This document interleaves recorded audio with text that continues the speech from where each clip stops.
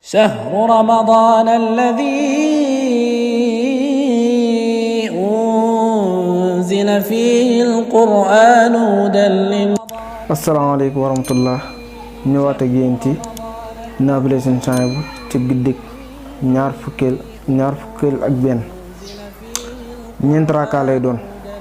raaka bu ci nekk faatiha benn yoon, xul huwallaahu ahad ñaar fukki yoon. képp ku ko def mel na ne ku moomoon àdduna ak li ci biiram dundale ko ci yoonu yàlla, te it mel na ne ku jàng tawreet, injiil ak sabuur ak alquran, te buy faatu dana set wicc ay bàkkaar ba mel ni bis ba mu juddoon. ñu leen jox di daje bis ak jàmm insha allah. رمضان الذي